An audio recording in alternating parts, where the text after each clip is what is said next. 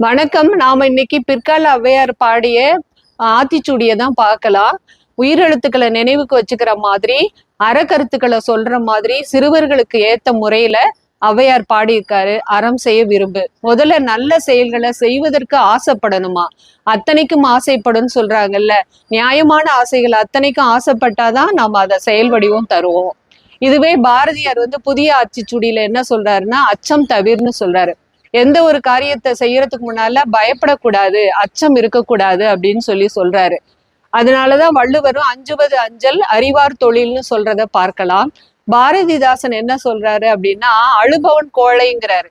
எந்த அழுகைய சொல்றாரு அப்படின்னா, அவரால நல்ல செய்ய முடியும் ஒருவனால, ஆனா எதுக்கு எடுத்தாலும் சோம்பலா பயந்துகிட்டு அழுதுகிட்டு இருக்கிற மனிதன் கூடாது, அழுபவன் கோழையா இருக்க முடியும், அதனால அழக்கூடாது அப்படிங்கிறத அவர் வலியுறுத்துறாரு.